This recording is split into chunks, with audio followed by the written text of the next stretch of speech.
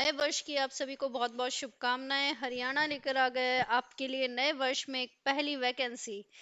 जैसा कि आप स्क्रीन पर देख रहे हैं, हरियाणा की वैकेंसी आ चुकी है। इसका एडवर्टाइजमेंट आया है कल और नोटिफिकेशन में दी गई है 174 vacancies, 129 vacancies plus 45 anticipated vacancies, total 174 vacancies आ चुकी हैं।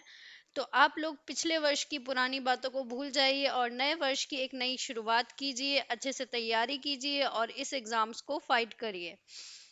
तो डेट ऑफ पब्लिकेशन जो इसका रहा है वो 1 जनवरी रहा है। तो 1 जनवरी को नए साल में हरियाणा ने ये वैकेंसी का नोटिफिकेशन दिया है। ओपनिंग डेट इसकी जो है वो 5 जनवरी को है। ओपनिंग डेट पर फॉर्म आप सबमिट कर सकेंगे। Opening date for submission of online application is 5 January 2024। Closing date of submission of online application 31 January. तो आप 5 जनवरी से लेकर के 31 जनवरी तक इसके फॉर्म भर सकते हैं। How to apply, candidate are required to apply online on the website. तो इस वेबसाइट पर जाकर के आप फॉर्म ऑनलाइन अप्लाई कर सकते हैं। सबमिशन की जो डेट है वो 31 जनवरी 11:55 तक है। 31 जनवरी 11:55 तक आप इस फॉर्म को भर सकते हैं। इसके बाद हम जानेंगे vacancies. Total 129 actual vacancies plus 45 anticipated vacancies. अगर हम बात करें टोटल वैकेंसीज की तो 174 वैकेंसीज है, जो कि मैं आपको बता चुकी हूँ। कैटेगरी वाइज हम देखते हैं कि कौन सी वैकेंसीज और किस पोस्ट में दी गई हैं। तो जनरल कैटेगरी में 77 पोस्ट हैं। शेड्यूल कास्ट ऑफ हरियाणा में 30 पोस्ट है। Background classes A of Haryana 11 post है और background classes B of Haryana 1 post है। Economically weaker section of Haryana 10 post है। तो टोटल 129 पोस्ट है। अगर हम बात करें एक्स सर्विसमैन की तो जनरल कैटेगरी में 4 है, एससी में 1 है, बीसीए में 1 है और उसके अलावा डिसेबिलिटीज की 6 + 8 वैकेंसीज है। सॉरी, 9 वैकेंसीज डिसेबिलिटीज में दी गई हैं। अब बात करते हैं हम एंटीसिपेटेड पोस्ट कितनी रहेंगी। एंटीसिपेटेड पोस्ट की अगर हम बात करें तो जनरल कैटेगरी में 24 है, शेड्यूल कास्ट में 9 है, backward classes A of Haryana में 6 हैं, backward classes B of Haryana में 2 हैं, economically weakers of section of Haryana में 4 हैं। टोटल 45 हैं। तो स्टूडेंट्स, आपको कैटेगरी पे बिल्कुल भी नहीं जाना है। आपको चाहिए सिर्फ एक सीट। इसके लिए ये कोई भी मैटर नहीं करता कि जनरल कास्ट में कितनी सीट है या फिर शेड्यूल कास्ट में कितनी। एक स्टूडेंट तैयारी करता है तो उसको सिर्फ चाहिए होती है एक सीट। तो आपकी तैयारी ऐसी होनी चाहिए कि अगर आपकी कैटेगरी में एक ही सीट अवेलेबल है तो वो आपकी होनी चाहिए। तो तैयारी को करते समय आप इस पर बिल्कुल भी ध्यान ना दें कितनी सीट है कितना टाइम है। आप बस अभी से प्रिपरेशन में लग जाएं, क्योंकि आपको तो चाहिए सिर्फ एक सीट। अब हम बात करते हैं डिसेबिलिटीज की। तो ये डिसेबिलिटीज का कुछ क्राइटेरिया दिया हुआ है, तो वो आप अपने अकॉर्डिंगली पढ़ लें। अब हम बात करते हैं एग्जाम्स की। कितने एग्जाम्स इसमें होने वाले हैं। इसमें होगा आपका एक प्री का एग्जाम, एक मेंस का एग्जाम और वाइवा। प्री के एग्जाम की बात करें तो प्री का एग्जाम के लिए इन्होंने डेट दी है 3 मार्च की। तो प्री का एग्जाम 3 मार्च पर हो सकता है। पूरी पूरी संभावना है, क्योंकि इन्होंने डेट डिक्लेयर कर दी है। मेंस एग्जामिनेशन की अगर हम बात करें तो main written examination likely to be conduct in the month of June July. इसका मतलब है कि जून और जुलाई में आपका मेन का एग्जाम कंडक्ट कराया जा सकता है। इसमें इन्होंने डेट मेंशन नहीं किया है, लेकिन आपको ये मेंशन कर दिया है कि एग्जाम जून जुलाई में हो जाएगा। Viva to be announced later. तो वाइवा के लिए इन्होंने कुछ भी नहीं बोला है कि वाइवा हम कब लेंगे। पहले प्री का एग्जाम होगा जो कि 3 मार्च को हो जाएगा। मेंस का एग्जाम होगा जो जून जुलाई में होने की पूरी संभावना है। और उसके बाद में वाइवा के लिए इन्होंने डेट के लिए अभी कुछ भी अनाउंस नहीं किया है। तो आप लोग तो बस तैयारी करें बढ़िया तरीके से।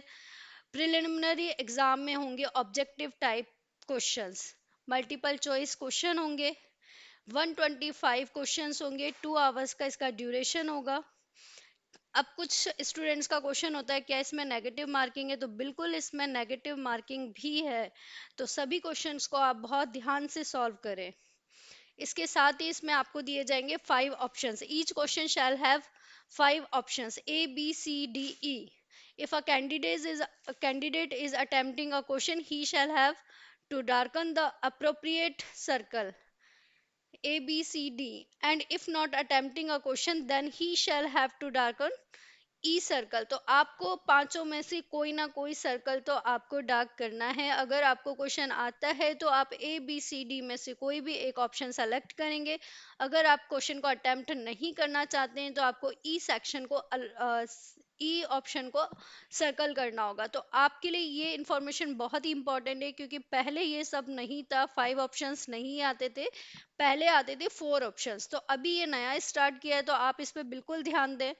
क्योंकि अगर आप 13 ऐसे क्वेश्चंस रखते हैं जिन पे आपने कोई भी सर्कल नहीं किया है, तो वहां आप डिस्क्वालिफाइड हो जाएंगे। Any candidate not darking any of the 5 circle in more than 10% questions, यानी कि 125 में से अगर आपने 13 क्वेश्चंस पर कोई भी सर्कल मार्क नहीं किया है तो आप डिस्क्वालिफाइड कर दिए जाएंगे। तो स्टूडेंट्स बिल्कुल इस इंफॉर्मेशन को ध्यान से पढ़ें और समझें। कोई भी डाउट है तो आप कमेंट सेक्शन में मुझे लिख सकते हैं। अब बात आती है कि मैम इसका सिलेबस क्या होगा। मल्टीपल चॉइस क्वेश्चंस जो हमारे आने वाले हैं, तो इसका सिलेबस वही होगा जो मेन एग्जामिनेशन का है। तो objective type questions with multiple choice answer for the preliminary examination shall be from the syllabus for the main examination। तो आपका जो मेन एग्जामिनेशन का सिलेबस है वही होगा आपका प्री एग्जामिनेशन का सिलेबस। तो बिल्कुल भी आप टेंशन ना लें, जो एक ही सिलेबस है वही दोनों में आने वाला है, तो आप पूरी तैयारी से उसको करें। अब हम बात करते हैं कि मेन एग्जामिनेशन का सिलेबस क्या होगा। जो प्री का है वो मेन का है, लेकिन मेन का सिलेबस क्या होगा। तो मेन में आपके 5 पेपर होने वाले हैं, उन पांचों पेपर का सिलेबस स्क्रीन पर है। फर्स्ट पेपर आपका सिविल लॉ का होगा, जिसमें आपके होगा code of civil procedure, Punjab code act, Indian contract act, Indian partnership act, sales of goods act, specific relief act, Indian evidence act, और Haryana urban control of rent and eviction act 1973। ये 200 number का paper होने वाला है। और जिन भी students को ये कंफ्यूजन था कि मैम नया वाला सिलेबस आने वाला है या फिर वही एक्ट हमें पढ़ने होंगे जो अभी तक हम पढ़ते आए हैं, तो देखिए इन्होंने दिया है इंडियन एविडेंस एक्ट। तो यहाँ आप कोई कंफ्यूजन नहीं रह गया है, आपको पुराने वाले एक्ट को ही फॉलो करना है। नए वाले एक्ट अभी एनफोर्समेंट में नहीं आए हैं, तो अभी जो वैकेंसी आप दे रहे हैं, जिसका एग्जाम आपको देना है, आप पुराने एक्ट को ही पढ़ें। तो ये तो आपके लिए मैं समझती हूँ बहुत ही अच्छी बात है, क्योंकि वो सारा कुछ आपने अच्छे से पढ़ा हुआ है, तो आपको एग्जाम देने में किसी भी तरह का कोई भी प्रॉब्लम नहीं होगा। तैयारी आपकी पहले से ही है, थोड़ा बहुत आपको टचअप करना है, कुछ एग्जाम्स को देना है, टेस्ट पेपर सॉल्व करने हैं, और आप बहुत अच्छे से इनको सॉल्व कर पाएंगे। अब हम बात करते हैं पेपर सेकंड।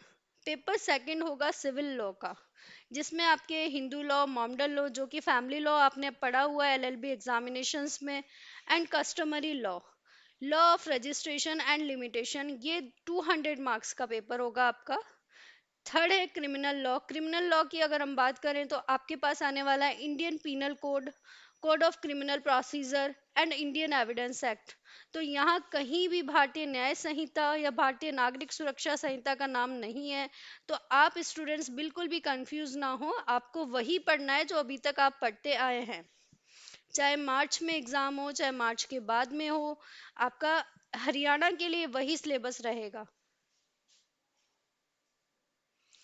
पेपर फोर्थ हमारा इंग्लिश पेपर है। English paper will be of 2 marks, 200 marks. जो इंग्लिश का पेपर है वो तो 200 मार्क्स का होने वाला है, जिसमें इंग्लिश ऐसे, वर्ड फ्रेज, कंपेरिजन, करेक्शंस वगैरह आने वाले हैं। फिफ्थ पेपर आपका होगा हिंदी का। देखिए स्टूडेंट्स, ये चारों पेपर्स जो ऊपर आपने देखे हैं, फर्स्ट, सेकंड, थर्ड, फोर्थ, ये इंग्लिश में ही कंडक्ट कराए जाएंगे। हरियाणा जुडिशरी में जो वैकेंसी आती है उसके जो भी पेपर्स होते हैं सभी इंग्लिश में होते हैं। केवल एक लैंग्वेज का पेपर होता है जिसमें आपको हिंदी देखने को मिलती है। तो याद रहे, सभी पेपर्स इंग्लिश में होंगे, केवल लैंग्वेज के पेपर में आपको हिंदी मिलेगी। और टोटल पेपर्स होंगे 900 मार्क्स के। First second third and fourth paper 200 marks के, और लैंग्वेज का पेपर 100 मार्क्स का, एंड टोटल 900 मार्क्स के आपके पेपर्स होंगे। Main written examination will be subjective narrative types. Main examination will be conducted in English medium except for language paper. तो यहाँ आप देख सकते हैं कि लैंग्वेज का जो पेपर है वो हिंदी में होगा, बाकी सब इंग्लिश में होंगे। टाइम ड्यूरेशन की अगर बात करें तो 3 आवर्स का इसमें टाइम ड्यूरेशन होगा। जैसा कि मैंने आपको पहले बताया, प्री एग्जामिनेशन का टाइम ड्यूरेशन 2 आवर्स का है, जबकि मेन एग्जामिनेशन का टाइम ड्यूरेशन 3 आवर्स का है। वाइवा की अगर हम बात करें, 2 मार्क्स का आपका वाइवा होगा। वाइवा की अभी डेट कुछ हमें पता नहीं है, वो उसी टाइम उनके द्वारा नोटिफिकेशन दिया जाएगा। एलिजिबिलिटीज ऑफ कैंडिडेट, आप कंडीशंस आप पढ़ लें। इंडियन होना चाहिए, नेपाल का होना चाहिए, भूटान, ये सारा कुछ दे रखा है। एज लिमिट 21 ईयर्स की है, and not more than 42 years. तो एज लिमिट की बात करें तो 21 ईयर्स, और 42 वर्ष से ज़्यादा नहीं हो। कौन सी डेट को? 31 जनवरी 2024, तो 31 जनवरी 2024 को वह 42 वर्ष से ज़्यादा का नहीं होना चाहिए। कुछ इन्होंने रिजर्वेशंस भी दिए हैं, जैसे शेड्यूल कास्ट को 5 ईयर का है, बैकवर्ड क्लासेस ऑफ हरियाणा को 5 ईयर का है। तो स्टूडेंट आप मिनिमम लिमिट पे ही ध्यान दें, मैक्सिमम पर नहीं जाए। आपको 42 साल तक का वेट नहीं करना है, आपको अभी प्रिपरेशन करनी है और बहुत अच्छे से एग्जाम को फाइट करना है। जो पहली बार में जो तैयारी होती है वो बाद में नहीं होती, तो बहुत ही मेहनत करें और आगे बढ़ें। इसके बाद में अगर बात करें application fees male candidate of general category के लिए 1000 है। Male candidate of general and all reserved categories of other state के लिए भी 1000 रुपीज़ है। For female candidate of general category के लिए 250 रुपीज़ है। For female candidate of general and all reserved categories के लिए भी 250 रुपीज़ है। For male and female SC, BCA, BCS, BCB reserve categories के लिए 250 रुपीज़ है। For all person with disabilities categories के लिए नील है। तो फीसेस का भी बहुत बड़ा रोल होता है, क्योंकि बहुत से स्टूडेंट्स फीस के वजह से एग्ज़ाम फॉर्म फिलअप नहीं कर पाते हैं। तो फीसेस मैंने आपको बता दी हैं, 1250 रुपीज़ है। और मेरी रिक्वेस्ट है कि स्टूडेंट स्टार्टिंग डेट्स में ही आप फॉर्म फिल कर दें, लास्ट डेट के लिए नहीं बैठे रहें। कुछ रीजंस होते हैं तो हम कई बार लास्ट डेट पर फॉर्म फिल नहीं कर पाते हैं, तो सबसे पहले फॉर्म फिल कर लें, उसके बाद तैयारी में लगे। चलिए, all the best for your examination. और आज से ही पढ़ जाएं, पुरानी सारी बातों को भूल जाएं। नया साल है, नई तैयारी करें। सारी असफलताओं से आपने जो भी कुछ सीखा है उसको सफलता में बदल दें। All the best for all of you.